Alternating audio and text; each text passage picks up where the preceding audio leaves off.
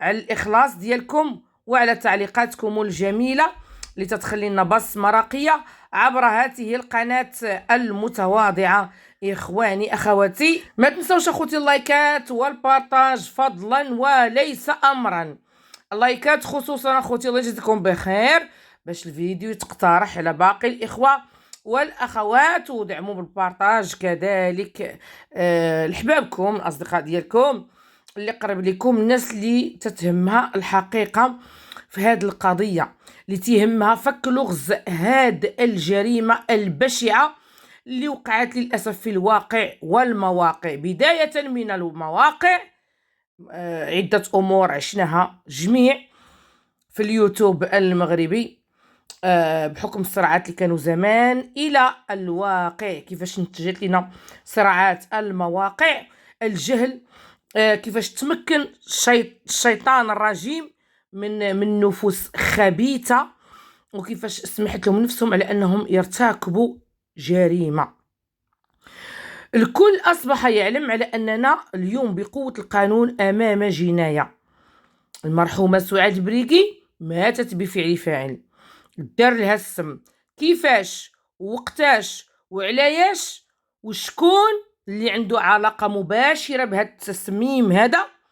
3 متهمين امام القضاء المغربي النزيه، اللي غادي يفك لنا اكيد لغز هذه الجريمه، واللي غتحقق العداله ان شاء الله يا ربي. وما تنسوش دائما العداله لروح المرحومه سعاد البريكي. اذا اخوتي ما تبخلوش على باللايكات ديالكم فضلا وليس امرا.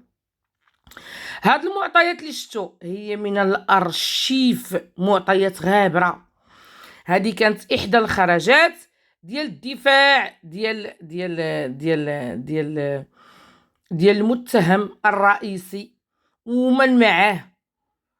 كانت خرجه ديال الدفاع اللي هضر لنا فيها على نقاط مهمه جدا. تكلم لنا على التسميم وعلى سبق الاصرار والترصد، وانتم كتعرفوا على ان المرحومه راه هاد الجنايه هذه بالذات راه فيها اصرار وفيها ترصد.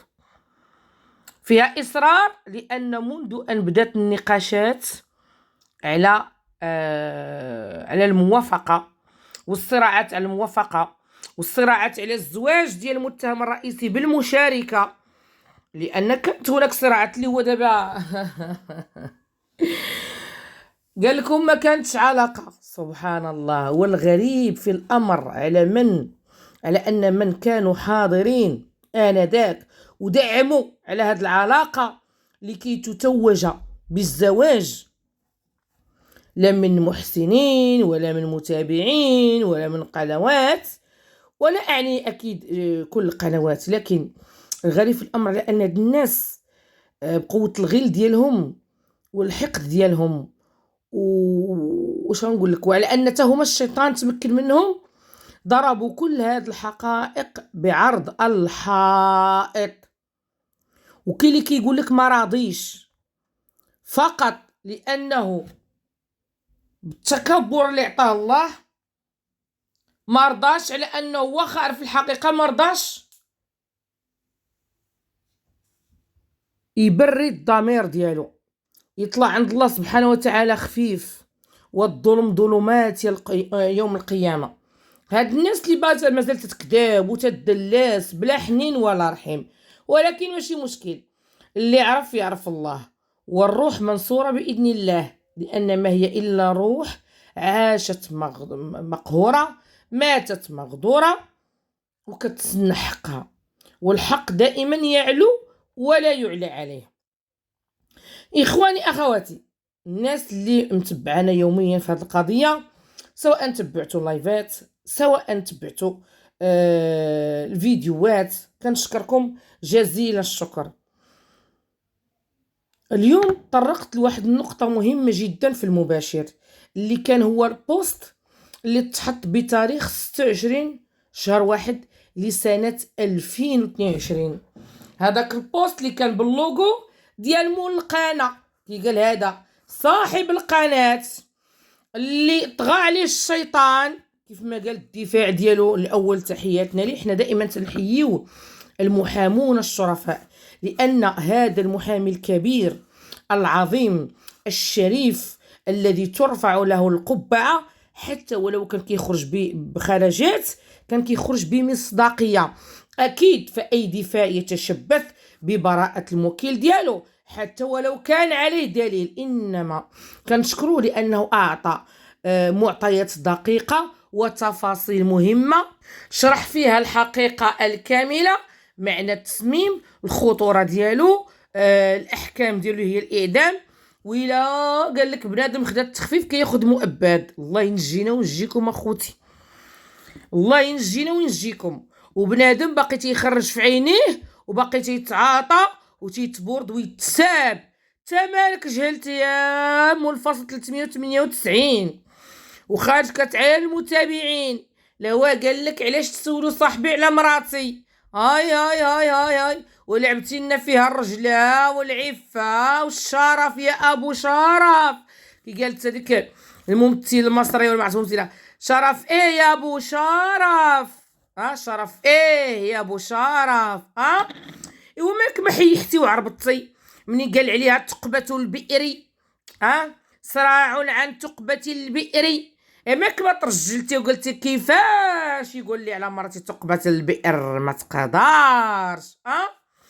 ونهار طلع الصديق ديالك الصدوق، كاتم الاسرار والعلبة ديال السوداء، شاهد الزور وكاتم الشهاده، ونهار طلع كيفصل لينا ويخيط لينا ويحسب لينا القلوشه فوقاش غتولد، ها فوقاش حملت، ها فوقاش غتولد، حاشها اللي عندها في كرشها. ماك ما قلتي علاش وكيفاش وحقا وعلاياش وكيفاش يسمح لواحد صاحبي يهضر في التفاصيل. ما قصرتي على المتابعين ياك لاباس، ياك المتابعه ديالك وسبيتيها فقدت البوصله صافي، بديتي كتخرج للناس داك الوجه الخبيث اللي انت مخبعو، بديتي كتوري للناس الحقيقه ديالك. الحقيقه وما ادراك ما الحقيقه، الحقيقه اللي ضحكتي بها على بزاف د الناس من ضمنهم حنايا، الحقيقه اللي تلفتي بها بزاف د الناس واللي كنتي كتستغل بها بزاف د الناس وكتجيهم زعما انت درويش ويتيم وما عندكش وخدام حق الواد قالك على امو وعلى عيالات وهي راه امو خدامه على راسها. ودائما كيف ما تنقول حتى ولو يعني كان هناك اختلاف، ولكن ما نساوش لان هاد الام فعلا غامرت وخدمات الزوطيه وسعات باش عيشات هادوك الوليدات، ولكن ما تمرش في الخير، ما تمرش فيه بحال دابا هاد المنحوس هذا ما تمرش فيه الخير. الناس كيصيفطوا لوالديهم العمره، الناس كيصيفطوا لوالديهم كيتساراو كيديهم تيبحروهم الاماكن راقيه وهو جرموا الجنايات. اللي الام منين تتكبر تتوصل واحد سيغتاناج واحد السن معين، الله يكبرنا كنا على طاعه الله ورسوله، كتوصل واحد لاج كيخصها ترتاح، تيخص داكشي اللي شقاتو في الصغر ولادها يهنيوها فيه الكبر، يهزوها يداويوها يفرحوا بيها. ولكن هذا المتهم مول الفصل 398 من القانون الجنائي ماذا فعل إخواني أخواتي؟ فعوض ما يهني امو ويخليها جالسه مهنيه في الدار خدامه كاع نقولوا بقات فيها البريات الجوطيه ماشي عيب، لا، فعوض ما يهنيها ويستتها ويهزها ويديها لشي عمره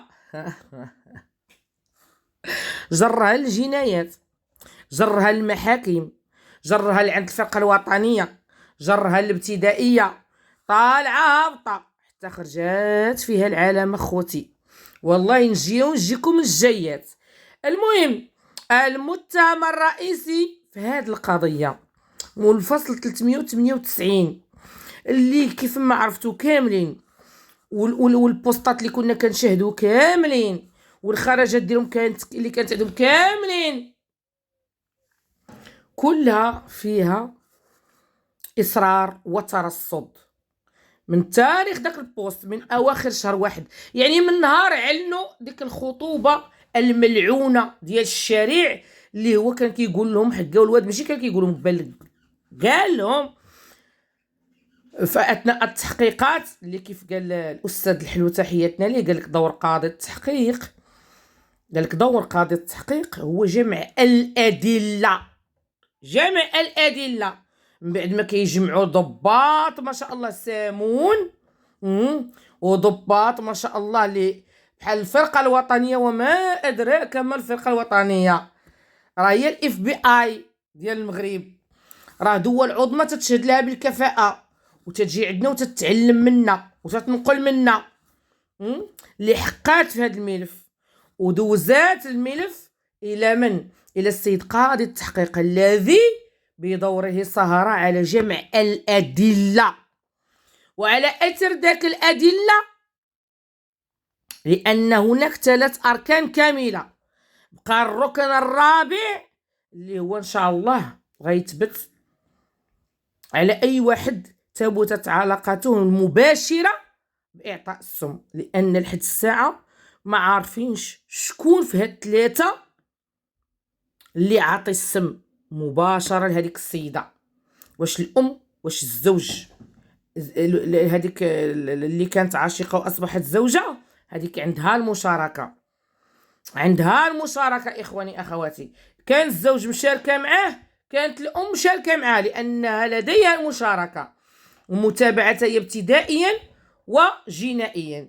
لكن منين غادي نلقاو الدليل القاطع بان فلان هو اللي عطى الفلانه، تما غتكون الامور عاوتاني غتاخذ منحى اخر، غادي تاخذ منحى اخر، وهذا الشيء اللي غيصر عليه القضاء المغربي النزيه ان شاء الله، والمرافعات ديال الدفاع والادله اللي غادي نشوفوا، والامور اللي كتوفر عليها النيابه العامه، وعده مسائل غتبان لنا ان شاء الله في الجلسات المقبله. انما نحن نعلم جدا حاليا كاين اضرابات لازالت مستمره، ما عطاوش تاريخ، قالوا يعني تجدد الاضرابات لا زالت مستمره الى حين اشعار اخر، ما عرفناش فوقاش هذا الاشعار غيوصل، يعني فوقاش غتسالي هاد الاضرابات، ما عرفناش اخوتي فوقاش غادي تسالي، ما عرفناش واش الجلسات المقبله غيستأنفوا المحامون الخدمه ديالهم ولا لا، ولكن اكيد لنا ثقه كامله في القضاء المغربي النزيه، واللي صبر الانسان 4 سنين يزيد يصبر واحد المده اخرى، لاننا قربنا ان شاء الله باذن الله الى نهايه هاد القصه، والعداله غتقول الكلمه ديالها، وغيتفك اللغز الجريمه باذن الله. الاصرار والترصد هو ثابت على المتهم، على الاقل في هادشي اللي كنشوفوه حنا في اليوتيوب منذ تاريخ ديك الخطوبه الملعونه التي جرت الويلات على المتهمين. الخطوبه تعلنت في بدايه شهر 1، 26 شهر 1 الرجل محيح، والحروبات نايضه على الموافقه اخواني اخواتي، الموافقه، لان كان هناك ناس وكانت وعود على ان غتعطى اموال وهدايا ودار وزيد، وكان غيكون هناك بز، لان بحكم المشاهدات اللي كانت ديك الساعه وعده امور، لانه كان واحد الطمع. اذا هاد السيده مسكينه الله يرحمها دوزت حروبات على قبل الموافقه. المتهم الرئيسي من بعد الخطوبه الملعونه اللي اليوم هو كيكذبها، واللي حنا كنا نعلموا جدا على انها ماشي كذوب، عرفنا بانها اخواني اخواتي الخطوبه الملعونه من تما السيد كيعاني، من تما السيد هو كيخطط، من تما هو كيخصو كيفاش يدير، ياخذ الموافقه بلا مشاكل بلا صداع، ويتزوج في العلن، والمرحومه تبقى في الظلام، تبقى مخبيه، ما يعرفها حتى شي واحد، وغتبقى مسكينه عايشه مكرفسه، وهو غيتمتع باموال المحسنين كي راه داير دابا، واموال الميمات، وغيبني وغيدير على شي ولي، وانتيا المرحومه سعاد بليغي مشات على عينك بابا، وتجلسي مقموعه وتجلسي مدلوله، والسيد جاب عليك ضره، وتعطي الموافقه بلا يكزيه ليك، وما تهضري ما تململي، لان المرحومه سعاد بريغي رغم شخصيتها اللي هي كانت درويشه بزاف، وكانت مسكينه ما كتهزش الراس، وكانت عده امور، انما كانت تعشق زوجها، كانت تعشق زوجها، كانت كتبغي راجلها رغم التكرفيص، رغم المعاناة، رغم الهجران، رغم الإهمال، رغم الألم والعذاب اللي عشت فيه معاه. لكن ما غنختلفوش على واحد الحقيقة، أنها بغات راجلها، ودليل على أنها بغات راجلها ما قبلتش بالضرة، ما قبلتش بالضرة، ما بغاتش تعطي الموافقة. السيد جالس كيتربص من داك الوقت كيقلب كيفاش غادي يدير معاها. من هي متى ايوا صبروا عليا تا راه عندي ظروف، لان في ديك الاونه هذيك ملي كانوا كيتصلوا به الناس تيقول لهم صبروا عليا عندي ظروف، انا غنديها ان شاء الله وما نتخلاش عليها، صبروا عليا عندي ظروف. ما قالناش عندي العزبات وعندي العزاره، ما قالناش راني اب متزوج وعندي بنياتي. السيد ضارب الطم كاذب وساكت، وهي مسكينه كانت لها صرخه في بيت الزوجيه، هذيك الصرخه اللي انتهت بجنايه، الصرخه على ان رغم المعاناه، رغم اي حاجه قبيحه، رغم التكرفس، رغم السعي اللي كتسعى، رغم الخدمه اللي كتف الديور، الا وانها ابت على ان تعطيه الموافقه. الشيء اللي خلى الغليان او الزوج في غليان، لانه كيفاش هو خصو الموافقه باش ياخذ راه المحسنين كلهم بداتهم قلوشه وخصو يتزوج والناس كذا. اذا اش غادي ندير؟ كلكم كتعرفوا. وكيف باعترافات منه هو 3 ايام قبل الوفاه ما كانش، من يوم الاثنين شي عييتي ما تكذب، وعييتي ما تدور، وعييتي ما تطرطا، وقلتي على انك 3 ايام ما كنتيش في الدار، واخا كنتي كتقولوا لا انا كنت، لا انا ما كنتش، ومره كتقول انا ما بقيتش عاقل، ما مشينا حتى طحنا في مقاطع كنت كتقول، وشكرا ناس الارشيف، كتقول على انك انت ماذا 3 ايام ما كنتيش في الدار. وناس من جيرانك اللي هما البعض منهم ضمن الشهود قال لك اودي يوم الاثنين كان صراع على الموافقه، ماشي يعني اشتد الصراع من بعد واحد الضغوطات كثيره، ضغوطات نفسيه رهيبه، وهذيك الضغوطات هي اللي ادت الى الشلل النصفي اللي عند المرحومه سعاد البريقي. انتم كتعرفوا بان كان هناك شلل نصفي، السيدات شلات نصفيا من داوها الطبيب ودالها الراديو كانت عندها شلل نصفي، كما تنقولوا حنا مسكينه الله يرحمها بالفقصه هبطت عليها الماده، ومع ذلك كانت مصممه على ان ما تعطيش الموافقه. اذا هنا ملي كنربطوا هاد الاحداث والتسلسل ديالها كنفهموا بان كان هناك اصرار على ان هاد السيد باغي يتزوج.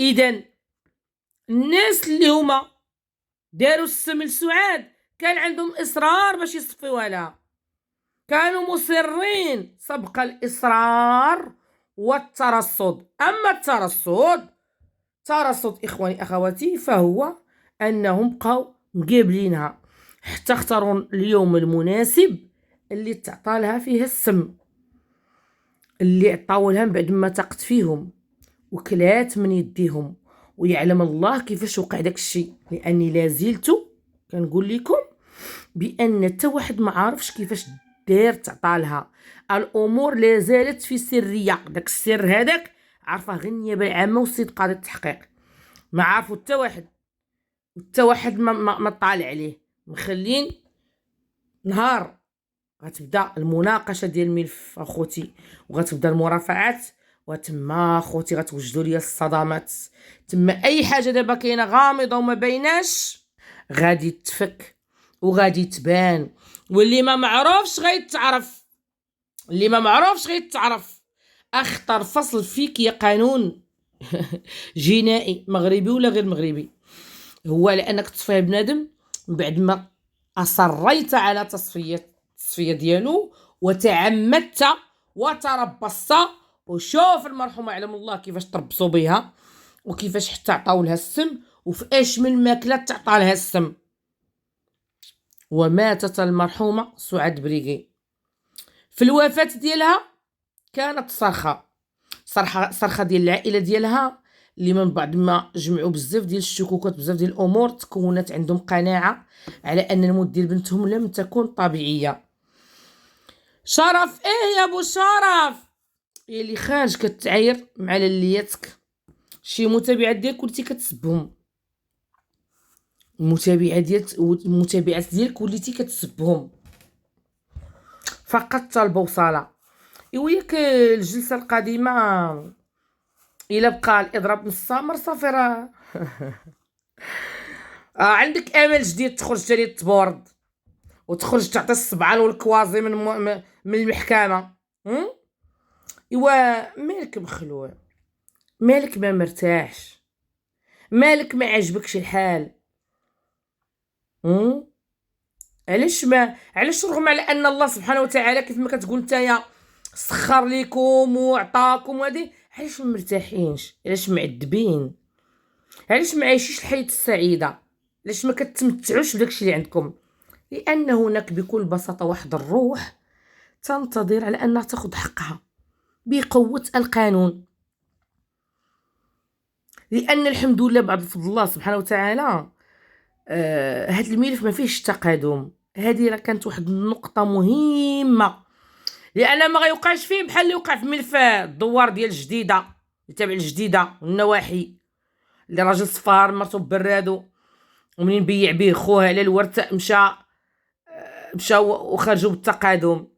لانك تعلم جيدا على ان شاء الله يا ربي ملي غلقاو داك الدليل المفقود غادي تجمعوا كفتاخص، وربما يمشيو معكم شي اطراف اخرى اللي حنا ما عندناش وقيل عليها علم، ربما.